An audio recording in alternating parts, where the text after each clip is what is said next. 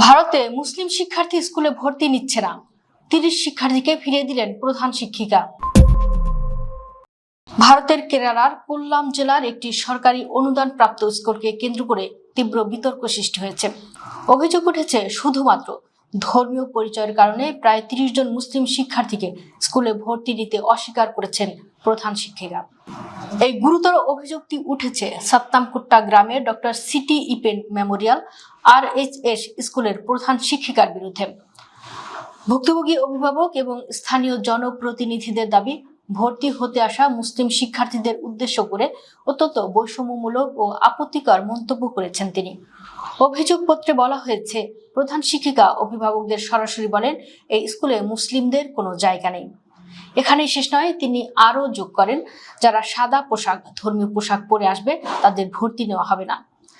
এই ঘটনাটি প্রকাশ্যে আসতেই পুরো এলাকায় তীব্র ক্ষোভের সৃষ্টি হয়েছে। স্থানীয় বাসিন্দা এবং শিক্ষা কর্মীরা দোষী শিক্ষিকার বিরুদ্ধে দৃষ্টান্তমূলক শাস্তির দাবি জানিয়েছেন।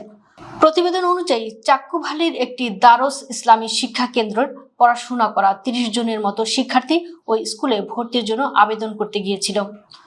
অভিযোগকারীদের দাবি, স্কুলের সাধারণ শিক্ষক এবং অভিভাবক শিক্ষক সমিতি PTA এর প্রতিনিধিরা বারবার অনুরোধ করা সত্ত্বেও প্রধান শিক্ষিকা ওই শিক্ষার্থীদের ভর্তি নিতে রাজি হননি।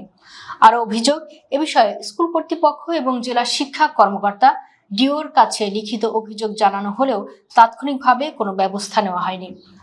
স্থানীয় সূত্রে খবর, 5ম থেকে 10ম শ্রেণী পর্যন্ত চালিত এই স্কুলটিতে বর্তমানে মাত্র 63 জন শিক্ষার্থী রয়েছে।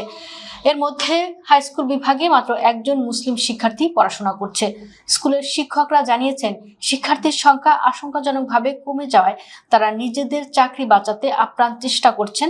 শিক্ষার্থী কমে গেলে শিক্ষকের পদ বিলুপ্ত হওয়ার নিয়ম রয়েছে। এমন পরিস্থিতিতে যেখানে নতুন শিক্ষার্থী দরকার, সেখানে প্রধান শিক্ষিকার এমন আচরণে তারা ক্ষুব্ধ।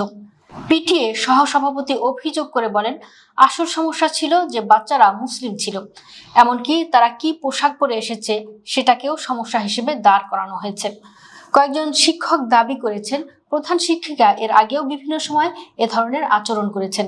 কড়া পদক্ষেপের আশ্বাস কেরলের শিক্ষামন্ত্রীর। এই ঘটনা প্রসঙ্গে কেরালার শিক্ষামন্ত্রী N শামসুদ্দিন বলেন, অভিযোগের সত্যতা প্রমাণিত হলে সংশ্লিষ্ট ব্যক্তির বিরুদ্ধে কঠোর ব্যবস্থা নেওয়া হবে। শিক্ষার অধিকার থেকে কোনো শিশুকে বঞ্চিত করার অধিকার কারণে স্পষ্ট জানিয়ে দেন শিক্ষামন্ত্রী। সরকারি কর্মকর্তারা জানিয়েছেন, এই ঘটনার সুষ্ঠু তদন্তের নির্দেশ দেওয়া হয়েছে। অভিযোগ প্রমাণিত হলে প্রধান শিক্ষিকা বা স্কুল ব্যবস্থাপনার বিরুদ্ধে শাস্তিমূলক ব্যবস্থা নেওয়া হতে পারে। নিয়ম অনুযায়ী ধর্মনিরপেক্ষতা বা শিক্ষাগত নীতি লঙ্ঘন করলে সরকার যে কোনো অনুদান প্রাপ্ত স্কুলের অনুদান বন্ধ, কর্মকর্তাদের সাময়িক বরখাস্ত বা স্কুলের নিয়ন্ত্রণ নিজের হাতে তুলে নিতে পারে। আইন বিশ্লেষকদের মতে, যদি এই বক্তব্যের মাধ্যমে ধর্মীয় বিদ্বেষ বা বৈষম্য ছড়ানোর প্রমাণ মেলে, তবে ভারতীয় ন্যায় সহিংসতা এর প্রাসঙ্গিক ধারা অনুযায়ী পুলিশের পক্ষ থেকেও ফৌজদারি মামলা দায়ের করা হতে পারে। এই ঘটনাটি কেরালার শিক্ষাঙ্গনে মুসলিম শিক্ষার্থীদের সাথে হওয়া বৈষম্যের পুরনো বিতর্ককে আবারও উস্কে দিয়েছে।